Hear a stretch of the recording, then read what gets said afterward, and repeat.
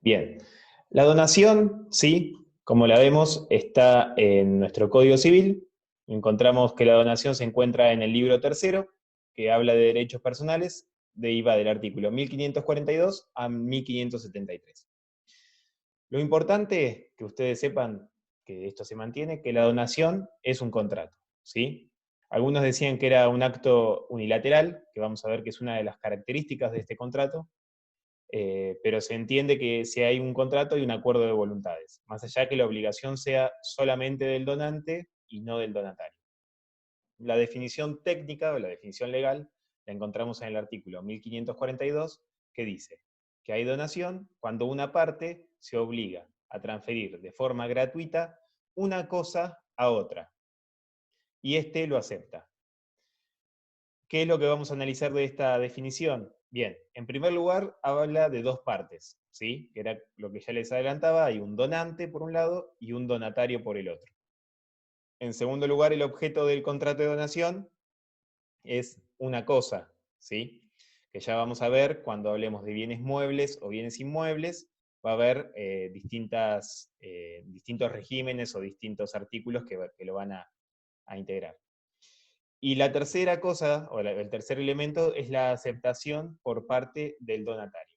Recuerden que si hay una oferta de donación, hasta que no se acepta, ese contrato no se encuentra completo, no se encuentra finalizado. Queda sino como una oferta de donación. Y como saben, la oferta de materia de obligaciones es revocable. A diferencia del código anterior, vamos a ver que el nuevo Código Civil y Comercial lo toma de una manera más concreta, más técnica y precisa, el carácter contractual de la donación. ¿Cuáles son los caracteres que tiene este contrato? Bien, en primer lugar, nos encontramos que es un contrato unilateral, ¿sí? Es decir, que una sola de las partes, en principio, está obligada con la otra.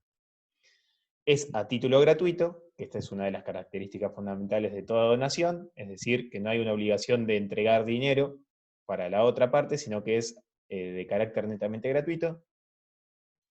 La excepción, que era lo que les decía del contrato unilateral, son las llamadas donaciones con cargo o donaciones remuneratorias. El cargo, al igual que como lo vieron en la materia de obligaciones, es una condición, ¿sí?, que se le pone a la otra parte. ¿Para qué? Para que ese contrato de donación tenga efectividad si se cumple o no con esa condición, que puede ser una condición suspensiva o resolutoria. Y por último, es un contrato formal ad solemnitatem, en el sentido que cuando se trata de donación de inmuebles, es requisito indispensable que se haga por escritura pública.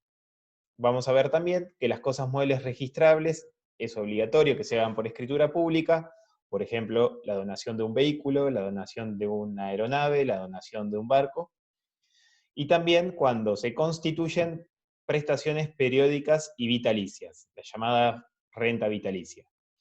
Esta exigencia, sí, es bajo pena de nulidad. Es decir, si no se cumple con el requisito, por más contrato que tengamos de donación, si no se hace por escritura pública, una donación de un inmueble, por ejemplo, ese contrato es nulo, nulo de nulidad absoluta, no se puede salvar. Es decir, que en el hipotético caso que las partes quieran dejar asentado o dejar efectivamente hecho ese contrato, van a tener que volver a realizarlo sí o sí por escritura pública. En cuanto a la capacidad, ¿qué es la capacidad? Vamos de vuelta al derecho civil 1, ¿sí?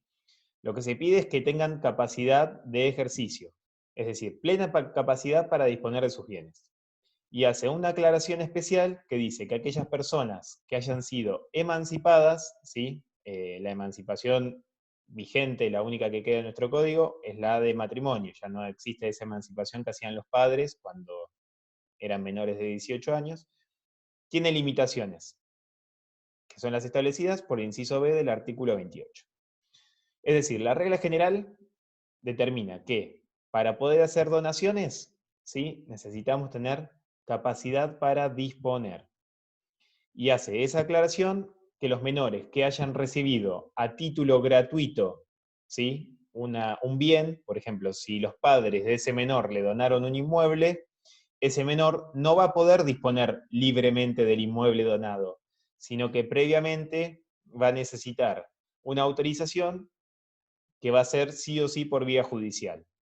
¿Sí? Cualquier disminución del patrimonio de un menor tiene que ser hecha por autorización judicial. Y acá vamos a ver que, bueno, nuevamente, el principio general, como les decía, es que es necesario ser plenamente capaz, no solo para hacer la donación, sino también para aceptar la donación. Este es el doble juego que les decía de los contratos, que tiene que haber un donante, un donatario, ambos tienen que ser plenamente capaces.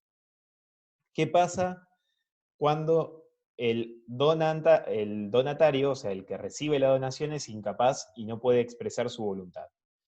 Bueno, acá entra un poco en juego, en cuanto a la capacidad y a la representación, vamos a ver que aquellos que son incapaces van a tener un representante legal.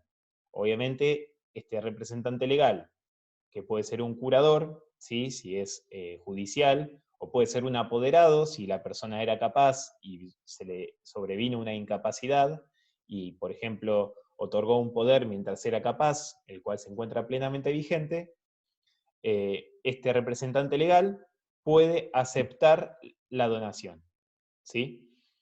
Siempre y cuando, y acá esto es importante aclarar, esta donación sea pura y simple, ¿sí? Es decir, que no tenga ninguna condición. ¿Por qué esto es importante?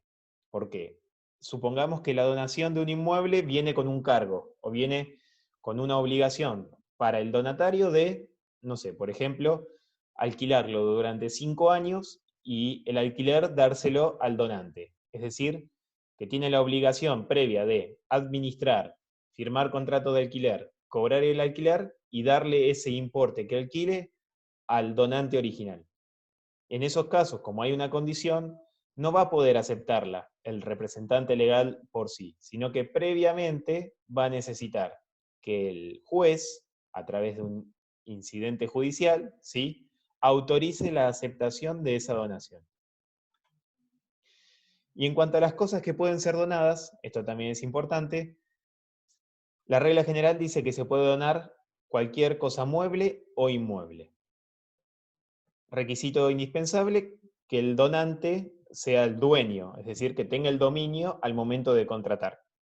Y puede donarse cualquier cosa que esté en el patrimonio y que esté obviamente dentro del comercio, o sea, eso desde ya no podemos donar cosas fuera del comercio, no voy a poder donar una parte de mi cuerpo, no voy a poder donar por contrato la responsabilidad que tengo sobre mis hijos, es decir, hay cosas que desde ya quedan fuera, ¿sí?, de cualquier tipo de contrato de donación, y es un requisito indispensable desde ya que tenga la, bueno, acá habla de dominio, pero bueno, para que se entienda bien es la propiedad, que sea el dueño de la cosa.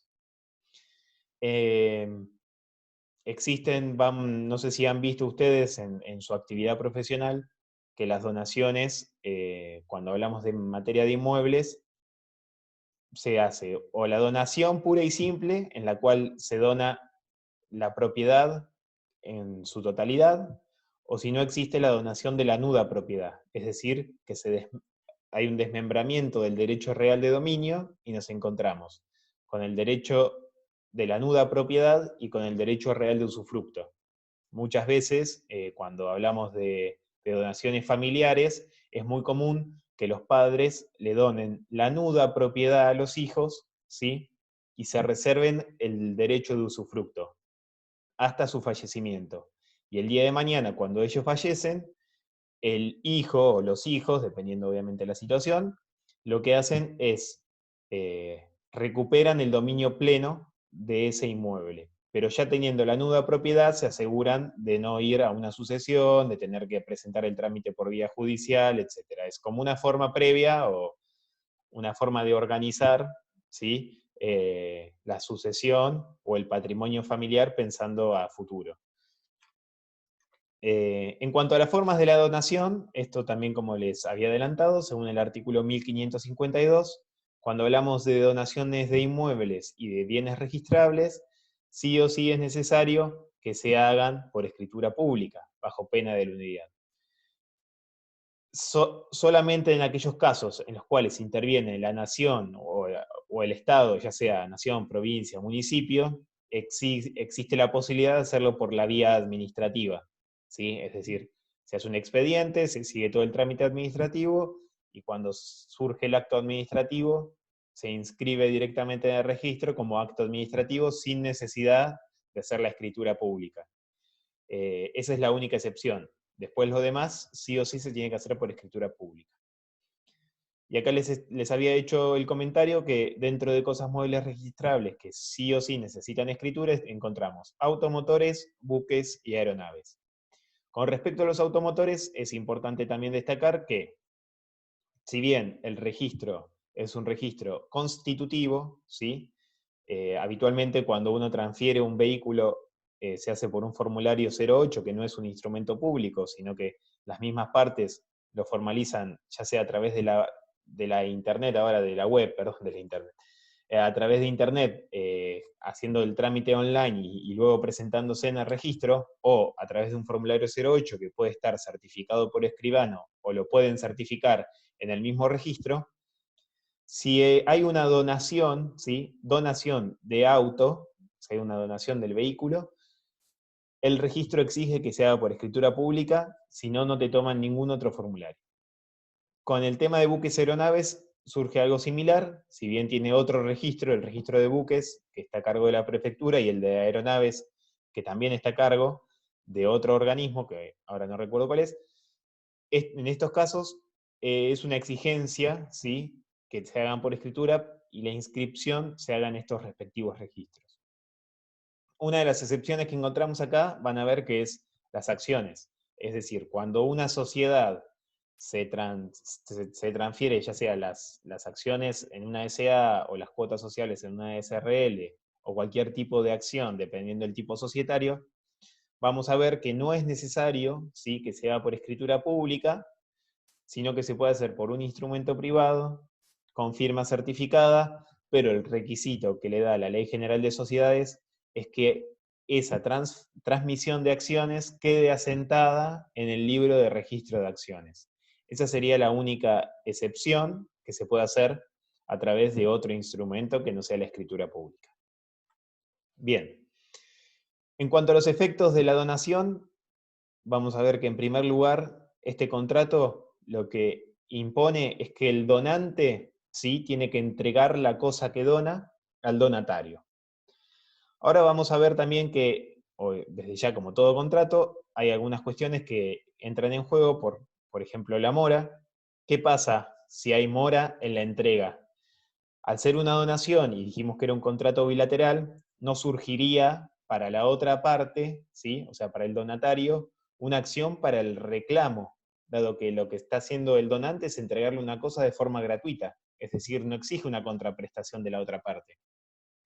La única forma de que exista la posibilidad de accionar judicialmente por la mora en la donación es que se pueda demostrar que hay dolo, ¿sí?, que hay dolo del donante en la entrega de la cosa, lo cual ya estamos hablando de casos bastante rebuscados, ¿sí?, porque pensemos que si una persona quiere donar algo y después que hace la donación no se la entrega, ya estamos pensando en que de parte del donante nunca tendría que haber hecho la donación, o sea, cuestiones súper básicas que quizás, nada, pueden llegar a plantearse el día de mañana, pero las veo muy, muy de laboratorio.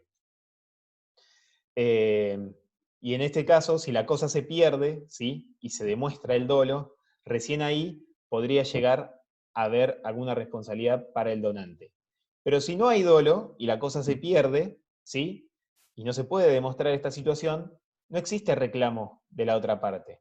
Esto van a ver que en cualquier contrato uno diría, sí, si de la otra parte no se le entrega, ya sea por dolo, por culpa o por cualquier motivo, existiría de la otra parte la posibilidad de iniciar algún daño sin perjuicios o algún tipo de reclamo ante el incumplimiento. Bueno, en este caso no, la donación tiene esa característica. Y además vamos a ver que con respecto a la garantía de evicción y de saneamiento, también ocurre algo similar. Es decir, si bien se puede dejar constancia en la escritura de que hay una responsabilidad por evicción y saneamiento, el mismo código establece que en principio no hay una responsabilidad de este tipo. Es decir, si yo te dono una casa y a los 3 meses le aparece una mancha de humedad, no es responsabilidad del donante, no habría reclamo que hacerle. ¿Por qué? Porque fue un acto unilateral y no exigió de la otra parte una contraprestación. Es decir, no existe este doble juego como decíamos anteriormente. Salvo, ¿sí? Siempre hay alguna excepción, que hablemos de donaciones mutuas, es decir, que yo te dono mi casa, por ejemplo, a cambio de que vos me dones la tuya, o que haya algún tipo de remuneración o cargo, ¿sí? Como les decía el ejemplo de los alquileres, en los cuales recién en ese caso, cuando demostremos que no es un contrato unilateral, sino que exigía de la otra parte algún contracargo, alguna contraprestación, en ese caso sí se puede iniciar algún tipo de acción, ¿sí? Es las únicas situaciones que se plantean a diferencia de los demás contratos. Otra característica que tiene la donación es lo que llamamos el derecho de reversión. Este derecho de reversión permite al donante, siempre y cuando fallezca el donatario, su cónyuge o descendiente, ¿sí? Permite hacer un contrato, ¿sí? Ejerciendo este derecho de reversión, que haga que la propiedad regrese al patrimonio del donante, ¿sí? Es decir, si no se cumple con ciertas características originales del contrato, ¿sí? Por ejemplo, yo se lo doné a mi hijo y mi hijo falleció antes, o fallece el cónyuge, o el día de mañana la persona que donó tiene hijos, ¿sí? O sea que modifica su porción legítima. En ese caso existe la posibilidad de hacer lo que se llama el derecho de reversión. Lo que permite es que el dominio vuelva al donante, ¿sí? Y acá vamos a ver diferentes artículos. Por ejemplo, el artículo 1969, que establece que en el caso de revocación de dominio, ¿sí? Que una de las causales es este derecho de reversión que tiene la donación, el donante va a tener que readquirir el dominio libre de cualquier acto jurídico realizado por el titular. Anteriormente, como vemos, el artículo 2670 regulaba el mismo supuesto, pero imponía que respete los actos administrativos, como por ejemplo, si se celebró un contrato de alquiler sobre ese bien, se tenía que respetar ese contrato hasta la finalización. Y el artículo 1965 establece un plazo máximo de 10 años para la vigencia de la condición resolutoria impuesta al dominio. Esto también es importante, en caso de que haya alguna condición a la donación, el plazo máximo es de 10 años, no puede ser in eternum o no puede estar atada a la vida del donante, a la vida del donatario, sabiendo que puede ser que sea mayor a 10 años. ¿Por qué es importante el derecho de reversión? Les explico, quizás de forma práctica lo van a ver, no sé si ya lo vieron o quizás tuvieron la experiencia. En materia bancaria, cuando se presenta un inmueble para ser hipotecado y se hace lo que se llama el estudio de títulos por parte de los bancos suelen ser reticentes a tomar inmuebles cuyo título de adquisición haya sido una donación. ¿Por qué? Porque existe esto que dijimos recién, que es el llamado derecho de reversión. En cualquier momento, la donación se puede revocar. Y tal como establece el artículo 1969, tiene que volver libre de gravámenes, libre de todo acto jurídico. Es decir, que si yo celebré una hipoteca sobre un inmueble que su título antecedente era una donación y el donante original ejercita el derecho de reversión, esa hipoteca, como ya se sabía que el título antecedente era una donación y podía estar sujeta a la reversión, esa hipoteca cae en pleno, es decir, el banco se queda sin su garantía hipotecaria. Se transforma esta obligación hipotecaria en una obligación sin garantía hipotecaria, como si fuese una obligación normal, y por lo tanto el banco perdería una de sus garantías más importantes. Así que es muy probable que si ustedes tienen la posibilidad de asesorar a algún cliente, o quizás les pase a ustedes, cuando le pregunten si una donación sirve como título antecedente para un crédito hipotecario, muy probablemente los bancos no le tomen este tipo de títulos. Y en cuanto a la revocación, bueno, como ya sabemos, existen ciertas causales de revocación, ¿sí? En las cuales el donante, ya sea porque no cumplieron con los cargos impuestos, por ingratitud, o alguna condición expresa, como por ejemplo que el donante tenga hijos, ¿sí? Puede ejercer lo que se llama este derecho de revocación de la donación. solamente le corresponde al donante y a sus herederos, no a los beneficiarios del cargo en caso de que exista un cargo. Por ejemplo, vamos a dar otro ejemplo nuevamente. Si yo dono una propiedad, le pongo un cargo de que esa propiedad se alquile durante 10 años y que ese alquiler, por ejemplo, se lo den a un tercero, ¿sí? Ese tercero no puede exigir la revocación de la donación, solamente la va a poder exigir el donante.